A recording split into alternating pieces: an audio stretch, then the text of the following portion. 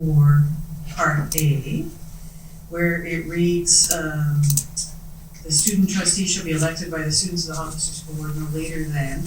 I'm just borrowing the words from the regulation where it reads, currently the change reads the last day of February of each year. I wonder if we could make that change to just be sure that we're including all leap years. Like this year. That's an excellent point. Yes, it is. Good job. She's a bright wattage bulb, I tell you.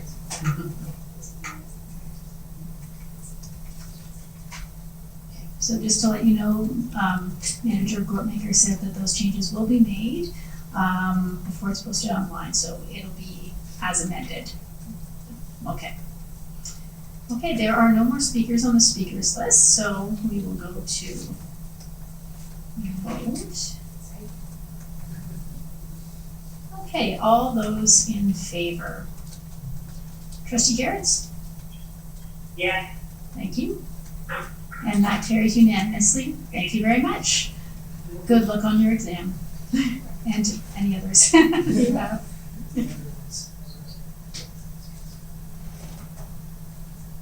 Yes, and also, I'm sure Olivia will watch this portion. I know she worked on this as well, and we want to thank her for her work. Excellent, and good luck to her too.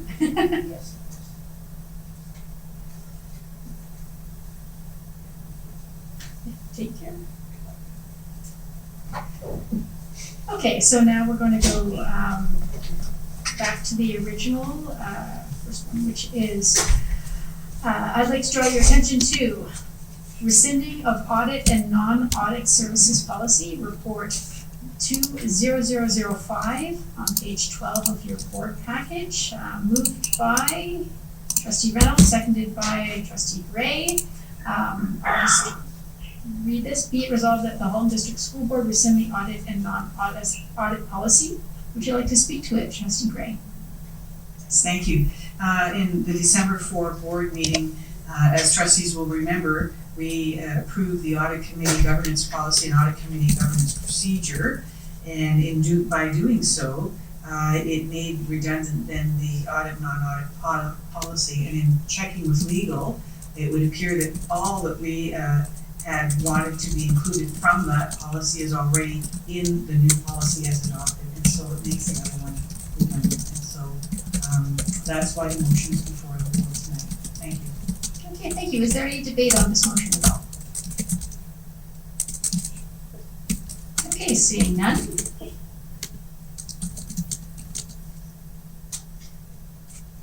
All those in favor? Trustee Garrett, thank you.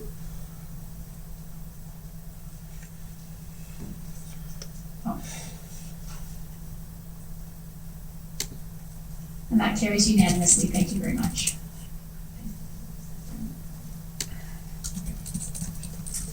Okay, I'd like to draw your attention to Trustee Professional Development Report 20010 on page 23 of your board package.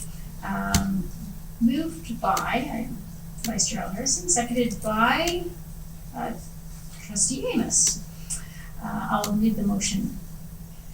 Be it resolved that the Halton District School Board approve the use of up to $3,000 inclusive of HST from the reserve account for trustee professional development for trustees to participate in DISC training part 2. This training will be scheduled to occur by the end of May 2020. Is there any debate? Would you like to speak to it at all, Vice Chair Larson? Okay, we'll go to the vote then. All those in favor? Yeah. Thank you, Trustee Barrett.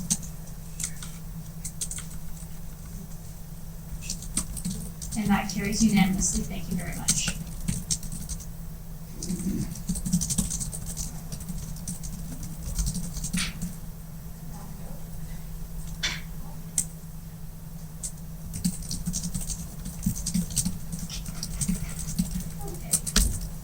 So now we are up to, I'd like to draw your attention to SRA 100 Aldershot High School French Immersion Program Boundary Review Report 20008 on page 24 of the board package.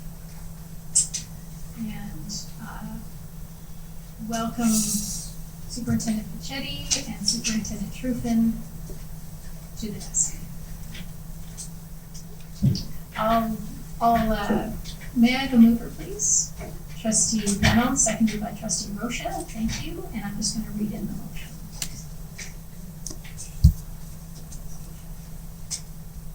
Be it resolved that the Halton District School Board directs staff to undertake a school boundary review for the French immersion program at Aldershot High School with an expected completion date of February 2020.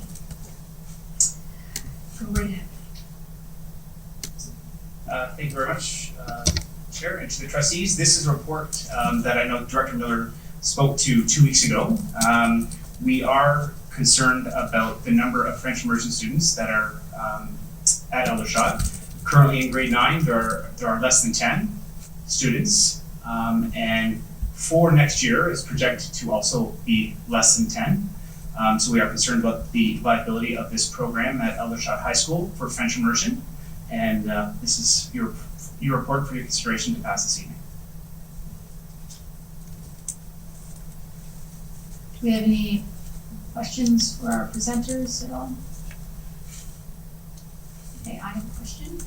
And so usually our boundary reviews come to the board table twice because it meets the criteria for looking into and making sure that the public is aware of the issue.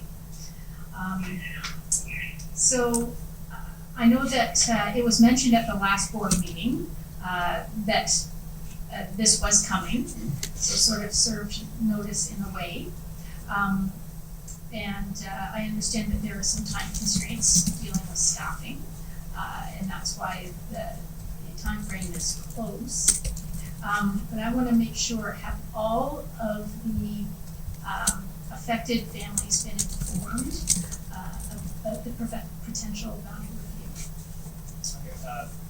To the Chair and the rest of the trustees, as indicated a couple weeks ago by Director Miller, the principal of Aldershot Public School made a personal phone call to the students who had not signed up for the ISTEM program for grade 9, and she made them aware of what potentially, because this does need to go through a boundary review and needs to be passed by trustees, but she, in my opinion, articulately explained very well to the families of what potentially could happen for their children entering grade 9. And I can tell you that she did indicate to the parents that they would open up the iSTEM application for those students because the application timeline has closed. And she opened up that timeline up until January 24th. So the parents, again, had an opportunity to talk to their children to reconsider if they wanted to for the iSTEM application. And it wasn't just a few days, it was a 2.5 week span where they could really discuss and make an informed decision. So yes, those families were notified, the grade 8 families. If this passes this evening, we would be following our normal process. We typically wouldn't be informing the community of a potential boundary review or of a boundary review until the report was passed by the trustees, which could be tonight. And we do have a communication ready to go. Knowing how much communication has gone home this week to parents, including today, we are going to be sending, we have it scheduled to go home on Monday if this report is passed tonight.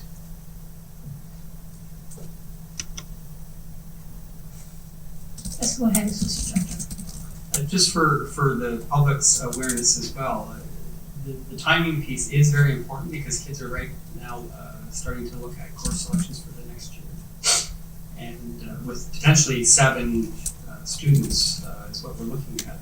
We need to make a decision, and so there is some urgency.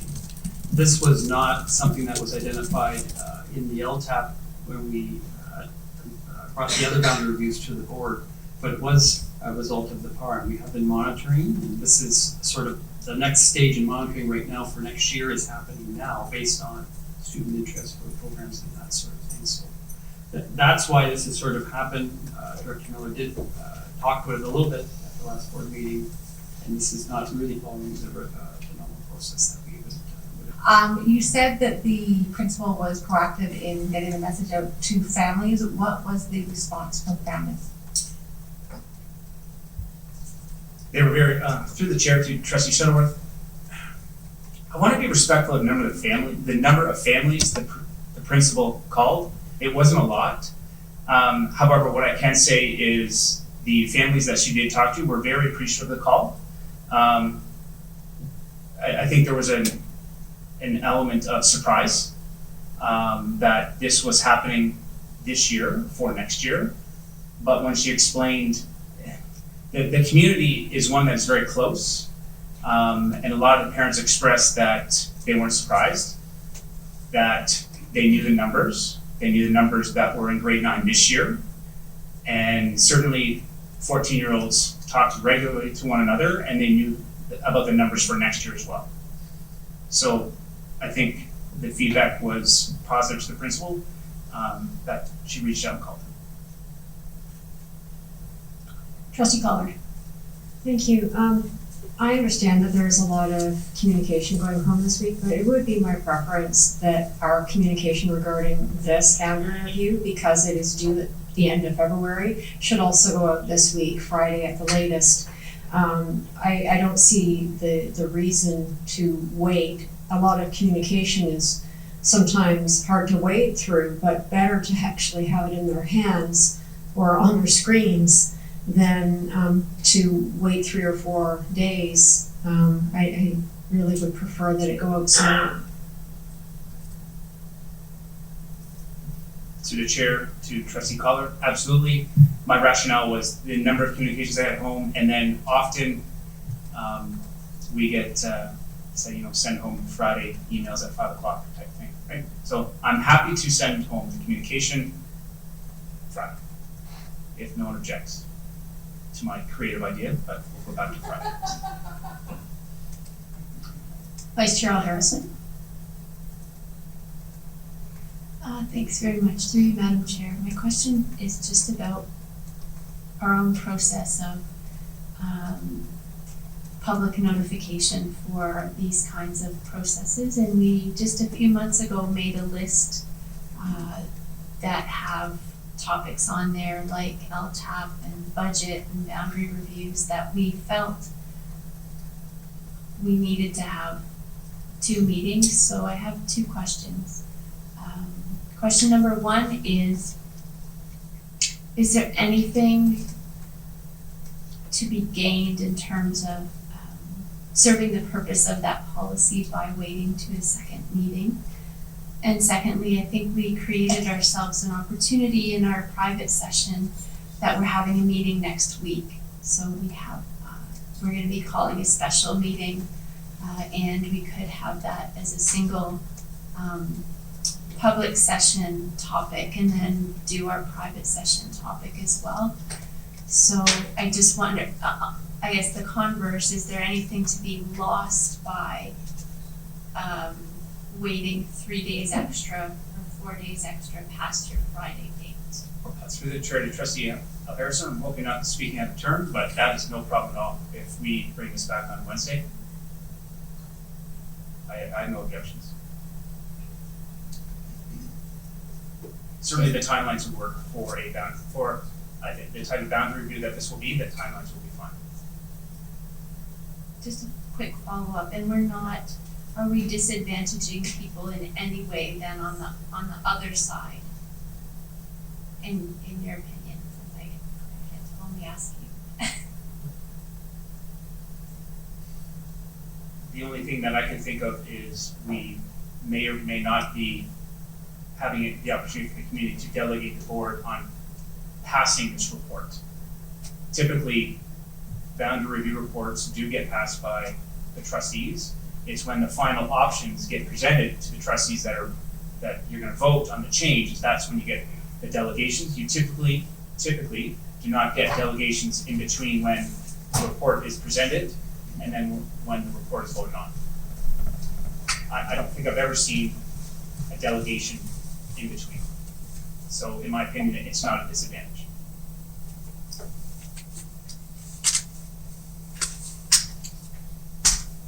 Okay, trustee Reynolds? Thank you, the chair. I think, I mean, I appreciate the comments that were made about communication, and I do believe,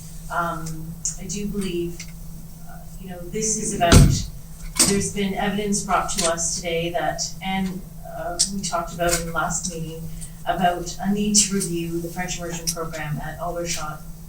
It's the first step. It is not a decision. It's a really a conversation, a process of looking deep inside as to whether our students are getting the best possible program in their school. And I think we have a responsibility to do that. We've heard that the timelines of students picking courses are very coming up very soon. And we know that we have had, I guess, a handful of students who are currently making some decisions, hard decisions with their families about next steps. That said, I am fully in support of this motion because I think it's important that we get to dig in. But I do want to comment about the communications, and I'm just wondering, since Aldershot has a school, two schools within its facility, it has an elementary school as well as a secondary school, and that this is only a secondary boundary review, I am hoping that staff would consider the communication to go to those elementary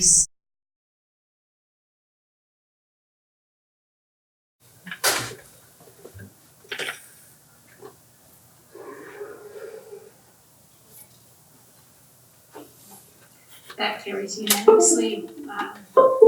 The staff is to start a boundary review on the French immersion program. Thank you very much. Okay. Now we are up to communications to the board. And actually, thank you for reminding me, Manager Gortmaker. We've received notice from our IT specialist, Kevin Raposo at the back, that our live stream is down and will not be able to be repaired for the rest of the evening, though he is recording it on his own computer, so it will be going on to YouTube in the future. So just letting you know so that will affect Trustee Daniele, unfortunately, during this meeting. So thank you very much for being creative, Mr. Raposo. Okay, so we're up to action items for February 5th, and we have none right now, but there were none listed the last meeting, and we ended up with 4. So don't you worry, some will appear before the 5th. We have one information item for this evening, because the capital update was pulled up to the consent agenda. It's the regional programs at the New Milton Southwest High School, report 20011. Superintendent Newton, welcome to the desk. The floor is yours.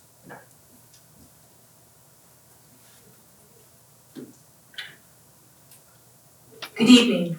Through the chair, I present this report on behalf of David Bulk and myself, the Associate Director, in preparing for our boundary reviews that are about to happen in Milton.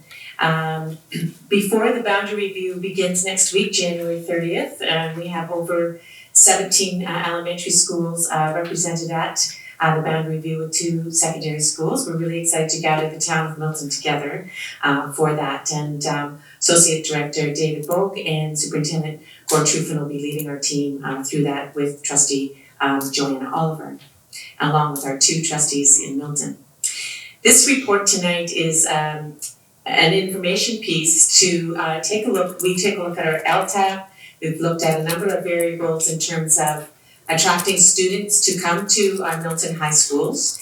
And we believe that the iSTEM program that has been launched really well and strong and thoughtfully at Aldershot would be a great piece to present with the plans of the architect plans that Superintendent Pachadi has helped design as well that would suit an iSTEM launch in Milton at the new high school. In addition to that, that the plans also include a CPP program as well. So those are the two pieces that we would like to lay out in front of our beginning stages of our information session to begin our boundary review on January 30th with our team. And then leaving other decisions of programming as things unfold during the LTAP process with our planning department and all the generous people who are coming out to help us make a great school in terms of boundary reviews and programming. So I share that with you this evening. Okay, do we have any questions for Superintendent Newton at all?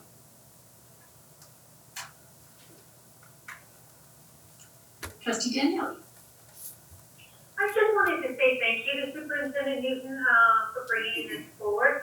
It's a bit unusual. I've been to a lot of boundary reviews, and it's a bit unusual to involve in determining some of the programming directly into before the boundary review begins. But I do think this is an incredibly good start, and I think it's really important to bring this program to Milton. And I just wanted to lend my support. Okay, thank you very much. Vice Chair Harrison. Thanks. Through you, Madam Chair, I have two questions. One is, does making the iSTEM decision at this point in time in any way impact other decisions, such as FI, for example?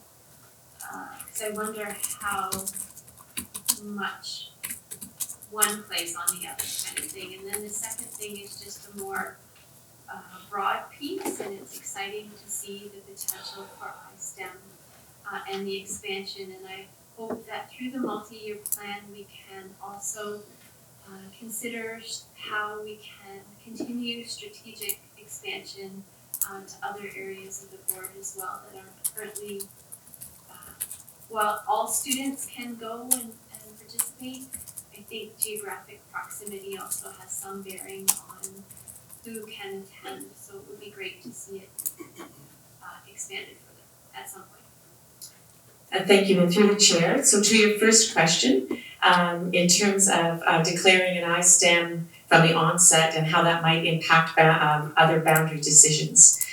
Through the planning department and through watching the Aldershot development in terms of the uptake for iSTEM, the planning department has noted that 24 students who have registered for the program next year at Aldershot to start in grade 9 come from the north. And so they've made a huge commitment to drive from Halton Hills and Milton to Aldershot to begin this program. They will continue, the 24 students in the program, into grade 10. So it's not like we're pulling students back into Milton. However, in making the boundary review decisions by declaring those, so those would be for our grade 7 students right now as they get into grade 9.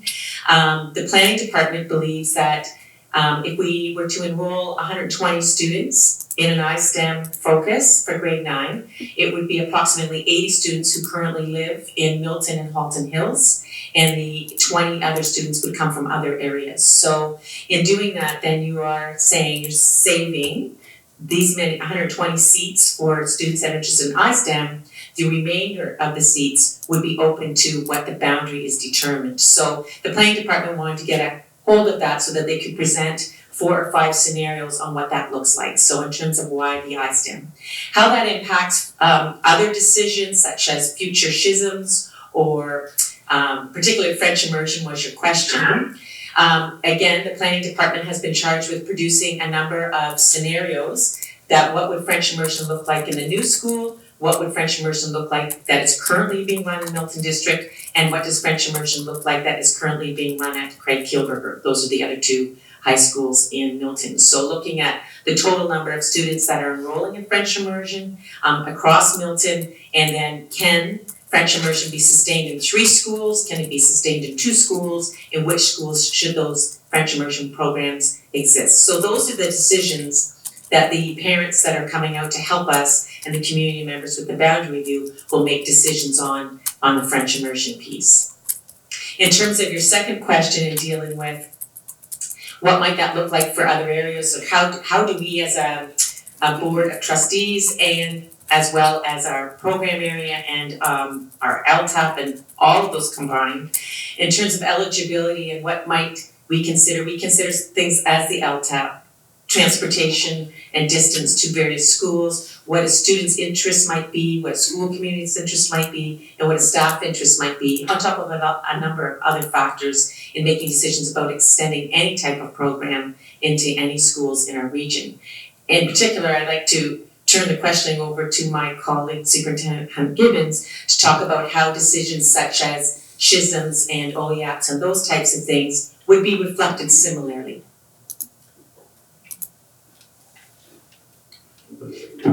Thank you, through the chair and my colleague to the rest of the group. The SHISM programs and the regional supports are based on student voice and choice. And so when we look to where we're going to place a particular SHISM, we look to where we already have programs and where there's interest in particular sectors. And then we must make application. We don't just get to put them where we think they need to go. We make a proposal to the ministry and we say this is where we think we would like one, this is where we're proposing, and this is the student interest. And we have to source that student interest prior to proposing. And then once we have the permission to move forward, then the program begins at that point. In Halton, we also look at balance across our different regions and what student voice is telling us about what opportunities they would like to see, because in some school boards, you'll see that there's only one in the entire board in a particular sector, but our strategy has always been to respond to student voice. And so you might have an arts and culture SHISM down the road from another arts and culture SHISM because we have enough students to support it. And so we're able to do that because we're providing the opportunity for students in their home school. And so we would look, once the students were in there, as to where their interests lay and what types of programs are not in Milton already and what sectors aren't represented in the north and where the student interest is before we made any decisions as to our specialist high skills majors. And then similarly, in terms of our OEAP programs, our Ontario Youth Apprenticeship programs, we link those with our SHISMs and we tie those to the technological areas within the building. So the facilities will also dictate part of that as well as student interest. Associate Director Bill. Just with respect to the iSTEM program, when we put it in Aldershot, we made a commitment to monitor, and that's what we've been doing, and looking at student interest and from which communities they're traveling to and that sort of thing. So we will continue to do that with the Milton program, looking at student interest and where are they coming from. The biggest challenge or the biggest factor in my mind around a new program like this is you've got to have a school community that's going to buy into the concept. And so we have the advantage of a brand new school where we will hire into that concept. And so the timing of all of this has worked out really, really well, where we've got lots of interest for iSTEM at Aldershot, lots of kids coming from the north, new school opening, we can hire into that. So we may have an advantage. I'm reading between the lines of Trustee L. Harrison's question, what about the east? So we will monitor and look at where the kids are coming from, and if there is interest and we've got the numbers, and that will be part of the decision making as we go forward and look at that potentially.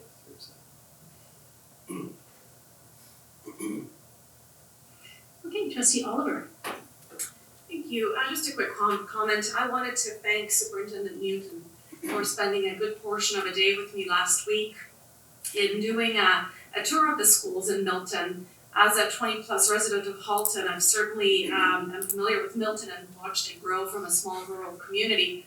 But it was important for me to gain an understanding and a perspective of all the schools and their neighborhoods, and what are some of the unique characteristics of the school as a facility and as a community to help me better facilitate this process. So thank you for that. I think it's going to be a very interesting and invigorating review, and I look forward to it.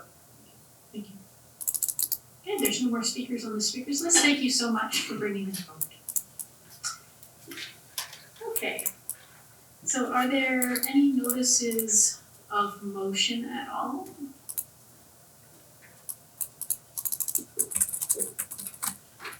Seeing none, I'm going to go to the director's report. Associate Director Bill. Thanks, Madam Chair. There's one item here to report on. It's the accessibility status report, which is now online. And I'm wondering if Superintendent Toth might be able to just share what that report is and just so that trustees know where to access it. Thank you for that. In terms of the, we have, of course, a multi-year plan, accessibility, a plan that is outlined and is located on our board website, which really speaks to the various goals and mandates that we've agreed upon in order to address compliance pieces within the AODA as Accessibility of Ontario Disabilities Association, and it certainly outlines the various different pieces that we are required to do as a board, and we've articulated those through our multi-year plan. What we're speaking about this evening is our actual status update. So each year we produce an update as to how we are progressing towards addressing those goals within the plan. So we have done that, and that will be updated on our website accordingly on our accessibility page.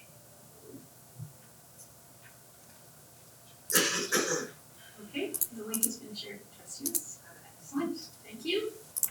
Okay, so now we are up to communications from the chair. So I earlier sent around a motion.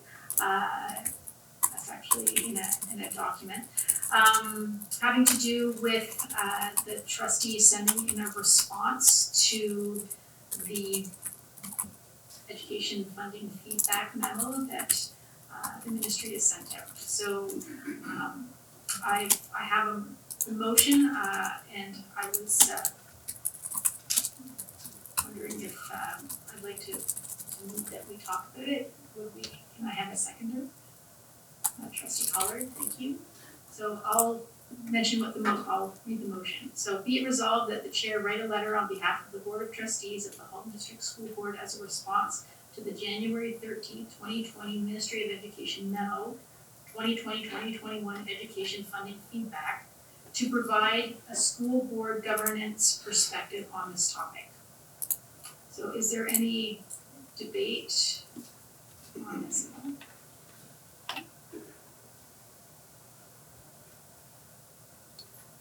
Vice Chair Alhurst. Thanks. Through you, Madam Chair, I am in support of writing a letter in response. I understand staff will also be doing a letter, which is great. And I think that some of the groundwork has been done as a follow-up or as a result of a recent meeting with MPP Crawford. So we probably have some information to start with, I would think. The tricky part of that request from the ministry, I believe, is the piece around cutting red tape. So I just want, are we gonna have that conversation e-wise, or you're gonna draft a letter and?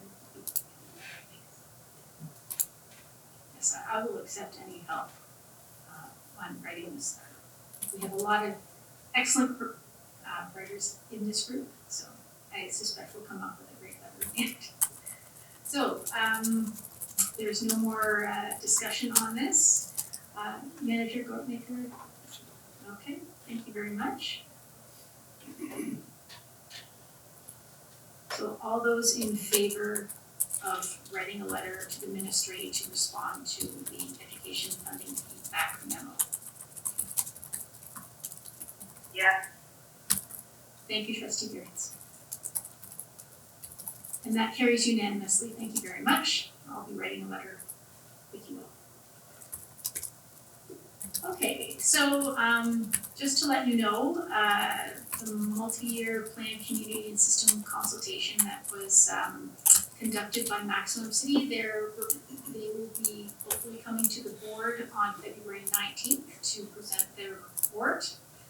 We do have workshops scheduled, and Trustee Shuttleworth is the co-chair along with Superintendent Sonnenfeld to manage those workshops, and they will be happening January 29th, February 5th, and February 11th. And that's all that I have, so we're up to, unless anybody has any questions and comments to those things? No, okay.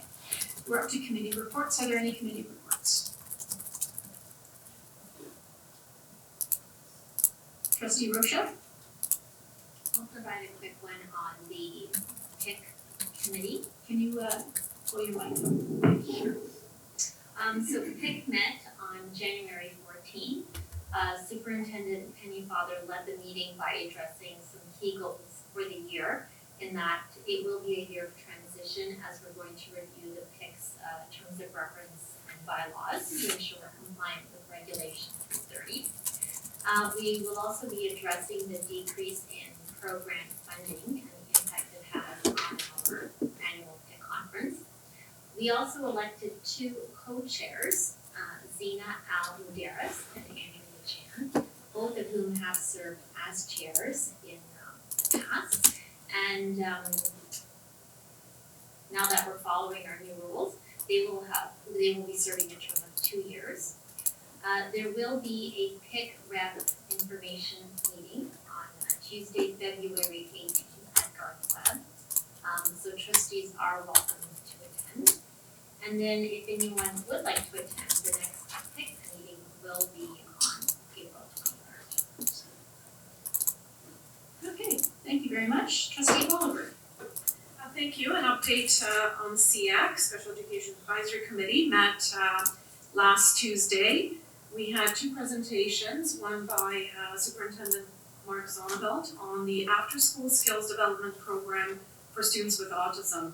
So briefly, for those of you who don't know, we received 3-year funding for a program to be delivered for families and students with autism. This will be, while it's called after school, it's going to be offered Saturday mornings to better facilitate our families with their work and community schedules. It will be offered at one school in Milton, 2 classes of 6 students, and students and their parents and caregivers will be invited to participate and work with staff. The focus will be JK and SK students and their families. So that sounds like an exciting initiative. It's following an already tested model from Peel, which proved to be successful with the changes being that it's Saturday mornings. And the second, is that correct? And the second presentation was on EA allocation process, again by Superintendent Mark Zonneveld and Sean Marks from Students Success Services. So the SEAC learned a little bit about the intricate kind of formula to go into place to arrive at an EA allocation for a particular school. And then there was a lot of good questions and discussions to further understanding, and then participants broke out into work groups to answer 3 key questions, and that was to provide their feedback on the strengths of the process. Second question was what could be done differently, and finally any outstanding questions about the process. So this is to help to further understanding and also provide some input or voice concerns about the process that's currently being used. Is that okay, thank you very much. Great, that was a great in-depth report. Okay, and I see no other speakers for committee reports, so now we are up to trustee questions and comments. Trustee Amos? Thank you. I just wanted to say congratulations to Ruby Sun and Jake Shin from White Oak Secondary School, who were recently awarded first place for the grade 9 and 10 category for the mathematics competition. Very well, very great accomplishment. Okay, and trustee Reynolds. Thank you. This is just a reminder to my fellow trustees, and I guess the public, it's open to the public, is the iSTEM night at Aldershot coming up, I believe it's next Tuesday at 6:30, where it'll be a student-led exhibition, 6:30 to 8:30, where they will demonstrate their learning of the Master Design Challenge. So I hope you have a chance to pop in. I actually will be at a boundary review for Halton that night, but I'm gonna go and check it out during the day. Okay, excellent. Trustee Oliver. Okay, just a heads up that on February 10th, which is a Monday, I will be hosting a session with our community partners from ADAPT, Halton Region Health Department, and Halton Police Services around youth substance use and community resources. This is part of my super council, which I'm extending to all of my high schools and elementary schools, but I'm also inviting anybody, any parent, caregiver who's interested or impacted by this topic to please join us. It will be hosted at Garth Webb, so again, February 10th, and a notice will be shared with the schools and with my fellow trustees, and I believe it's on the HCSB calendar as well. Sounds great. Okay, seeing no other speakers on their speakers list, just a note that I think it's 6 trustees will be heading to the OPSPA Education Symposium that is happening. Actually, Trustee Daniele is already there. She is a member of the executive. It goes from today for the executive through till Saturday. So I'm going, and I look forward to spending some time outside of Burlington with my fellow trustees. Okay, so we've exhausted our agenda, so I declare this meeting adjourned.